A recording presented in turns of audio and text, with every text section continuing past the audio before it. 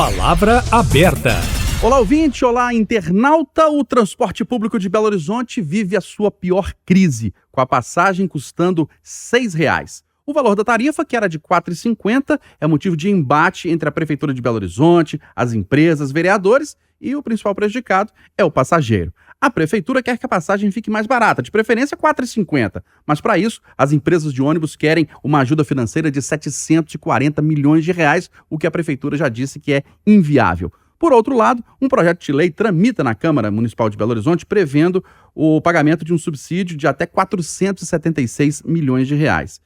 Enquanto isso, quem depende do ônibus paga uma passagem cara por um serviço sem qualidade.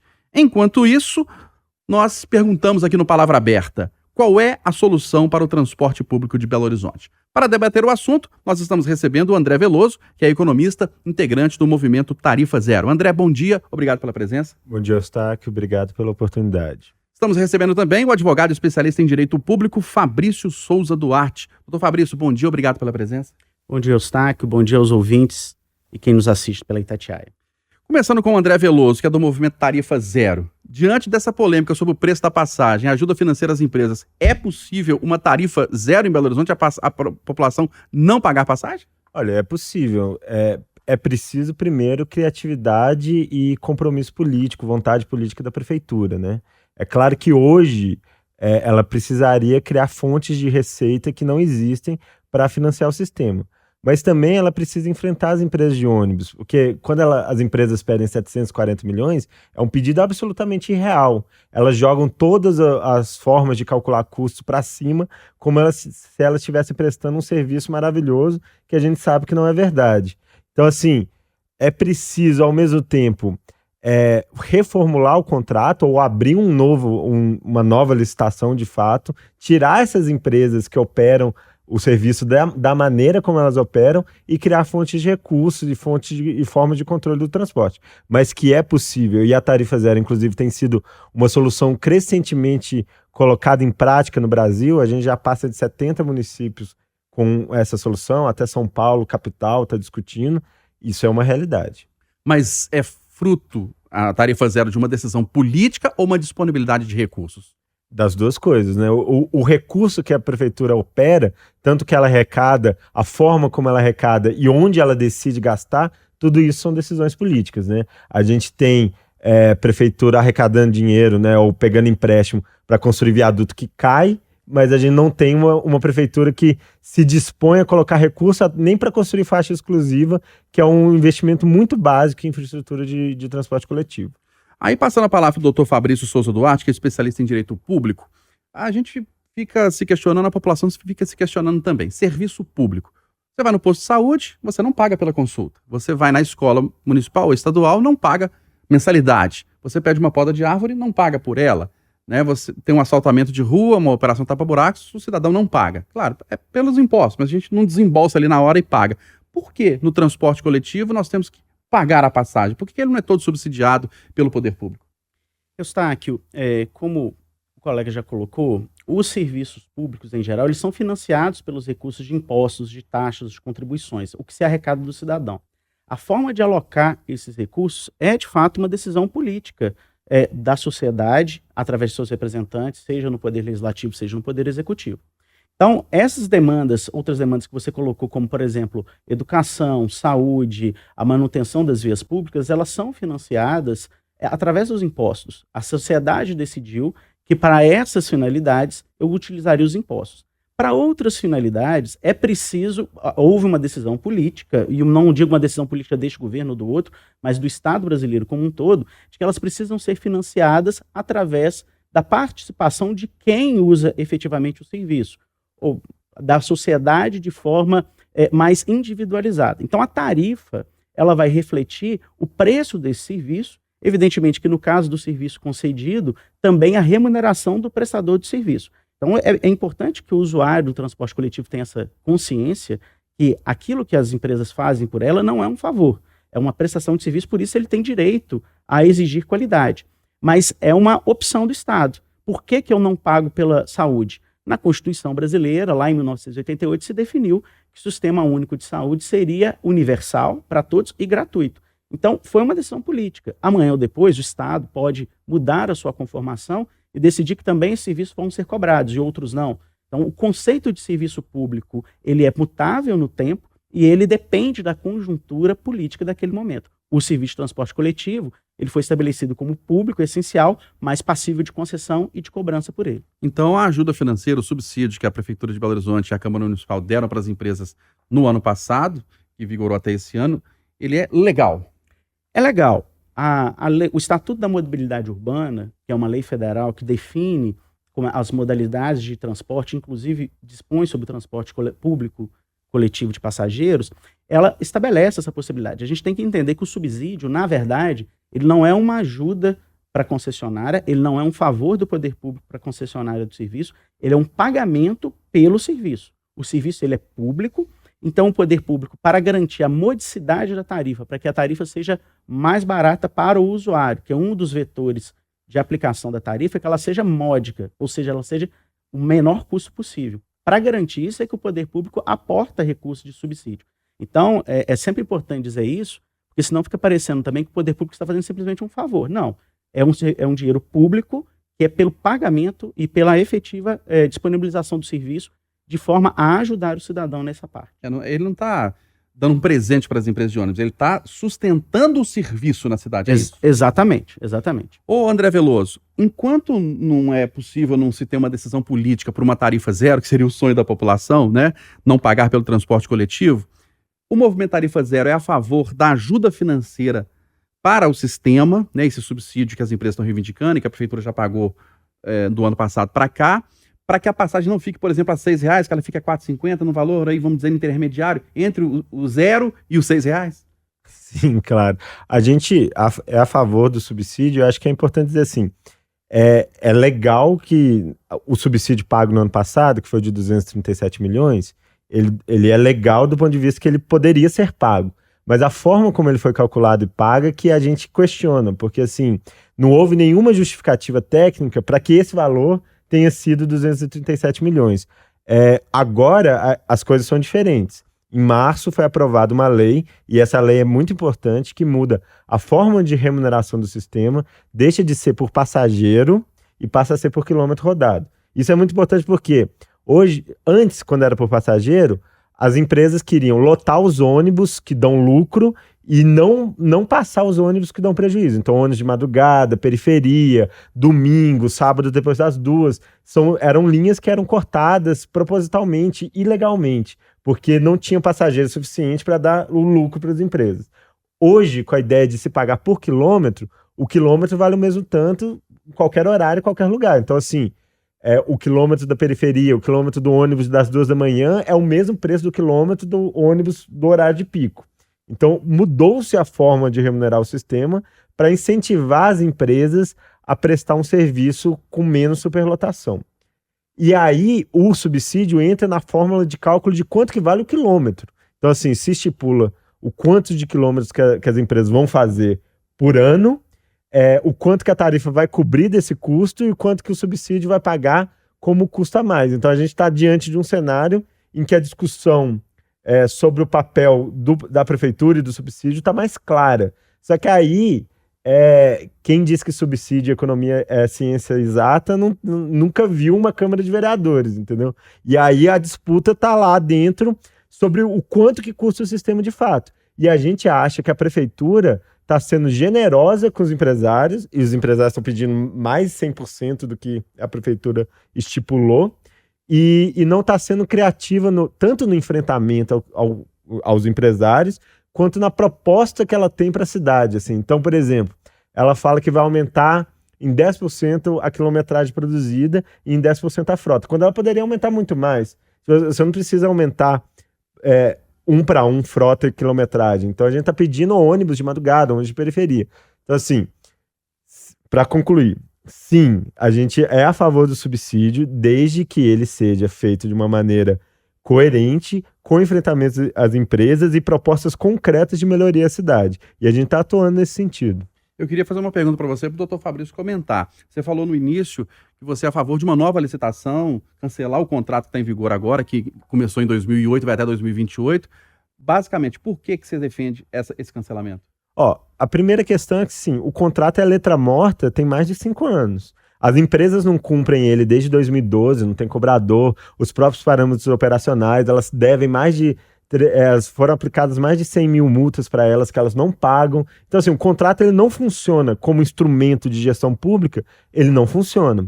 Segundo que essas empresas, elas têm um poder econômico, inclusive no Estado e no país, que impede que a prefeitura consiga realizar a sua própria vontade. Então, ela precisa mudar os parâmetros de que a licitação seja feita, de que a operação seja feita, para ela conseguir ter mais poder sobre o transporte. Então, por exemplo, licitar de maneira separada a concessão dos veículos, ou seja, ela compra os veículos, ela licita só o fornecimento dos veículos, licita a operação de maneira separada e, por exemplo, poderia ter garagens públicas e não de propriedade das empresas de ônibus, para que não aconteça, assim, as empresas decidam interromper o serviço tão facilmente. Então, é por isso que a gente defende, porque do jeito que está, é mais 5 anos de uma morte lenta, de um colapso lento que começou desde 2008 com a perda contínua de passageiros. Doutor Fabrício, do ponto de vista legal, senhor como advogado, o contrato entrou em vigor em 2008, vai até 2028. Ele pode ser cancelado assim do dia para a noite?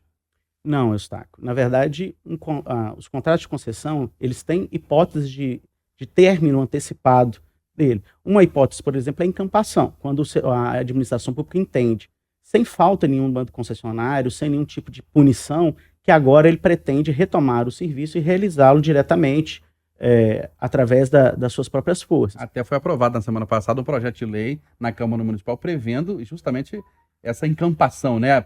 As empresas não cumprindo, a prefeitura pode assumir o serviço.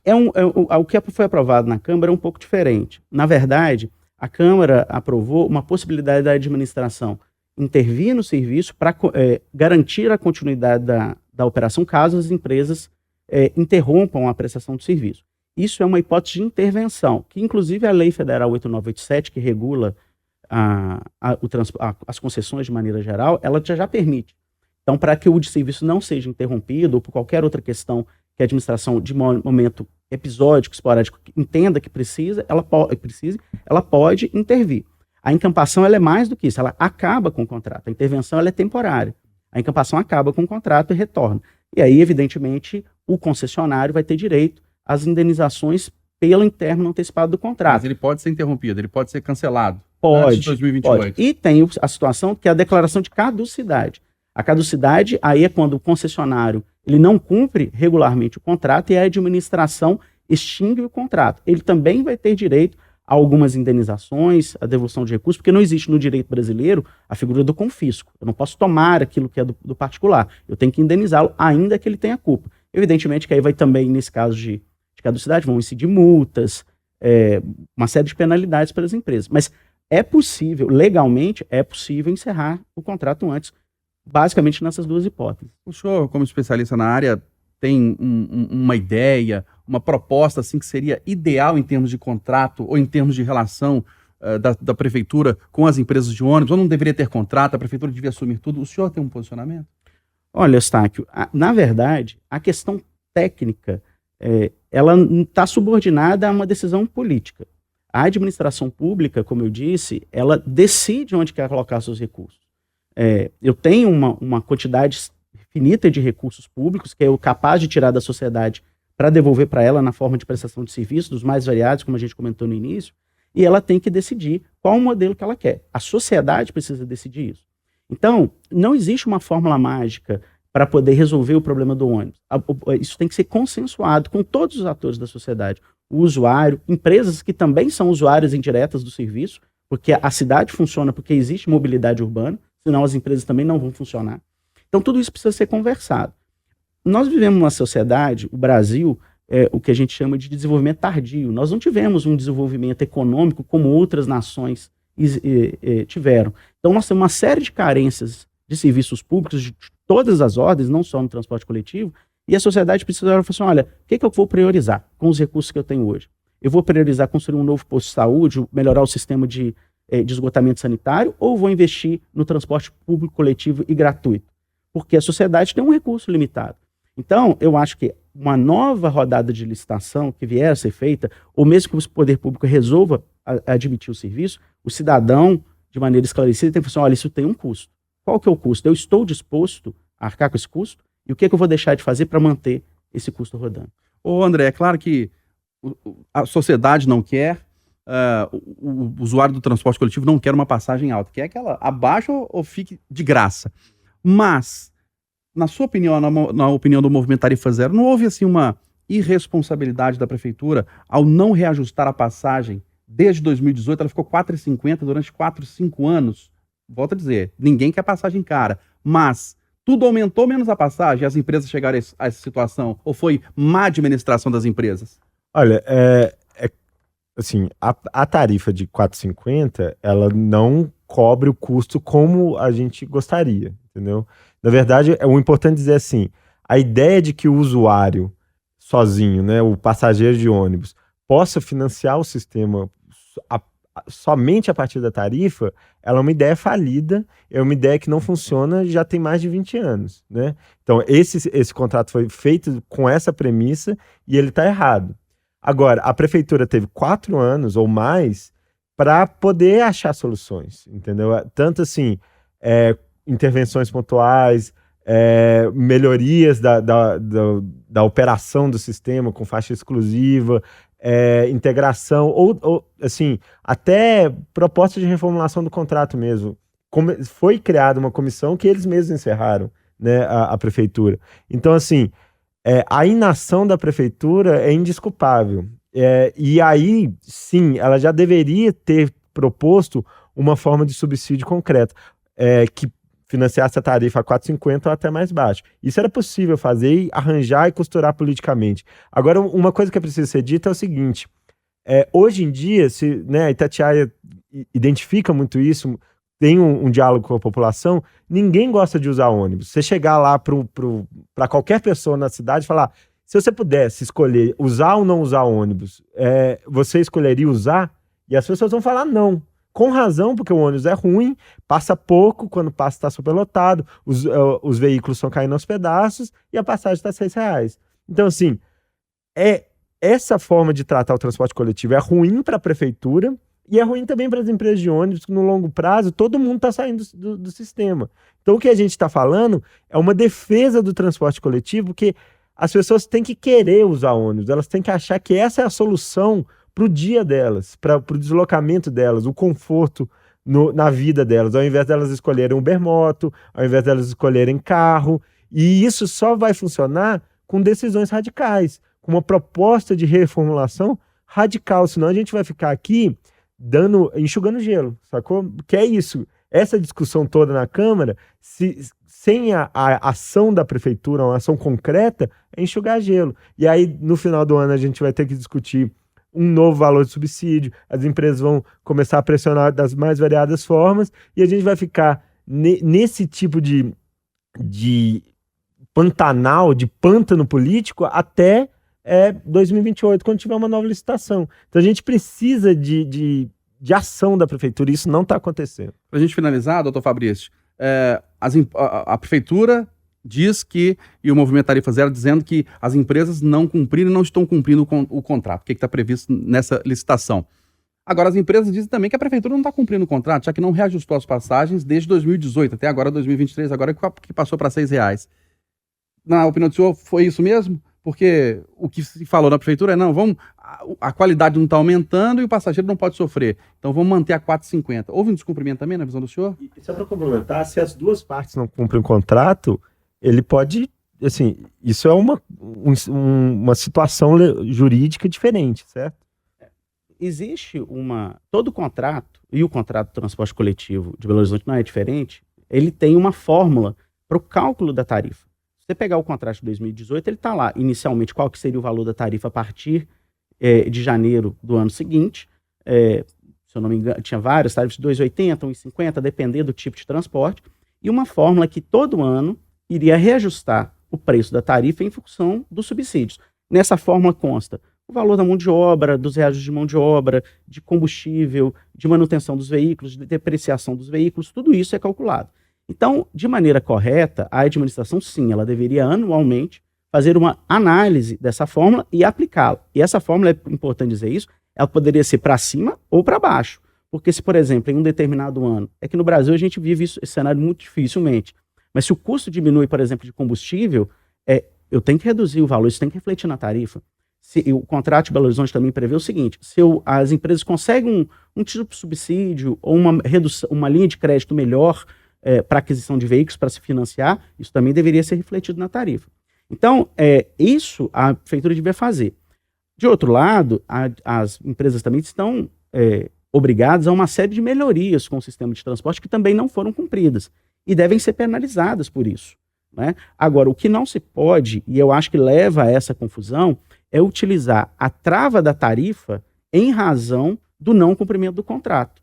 O contrato ele tem que ser cumprido pelas duas partes. A administração deve forçar a empresa a manter a qualidade e também garantir a tarifa adequada que remunere o serviço. Então, se você, de um lado, não... Porque como é que faz? Se eu não tenho um contrato equilibrado, como é que eu invisto mais para manter o serviço? Se eu não tenho o serviço adequado, o usuário da outra ponta reclama. Então, os dois deviam estar cumprindo o contrato nesse ponto. E não utilizar não subir a tarifa como uma forma de pressão das empresas para elas melhorarem. Isso a gente tem que ser muito claro nesse sentido. Nós debatemos no Palavra Aberta de hoje as soluções para resolver a crise do transporte coletivo de Belo Horizonte. Recebemos o André Veloso, que é economista, integrante do movimento Tarifa Zero. André, obrigado pela sua presença. Um ótimo fim de semana. Eu que agradeço. A gente sempre está à disposição para debater e tentar melhorar o transporte público da cidade. Até uma próxima. Recebemos também o advogado especialista em direito público, Fabrício Souza Duarte. Doutor Fabrício, obrigado pela presença. Um ótimo fim de semana. Eu que agradeço de novo, Eustáquio, o convite, estou de Itatiaia e também aos ouvintes que nos ouviram com atenção. Eu acho que é um tema importante e a Itatiaia está de parabéns em levar adiante esse debate. Muito obrigado, e você, ouvinte, internauta, pode acompanhar o Palavra Aberta também pelas nossas mídias sociais, pelos nossos canais digitais, canais de áudio como o Spotify, e sempre acompanhar também pelo YouTube e no nosso portal itatiaia.com.br.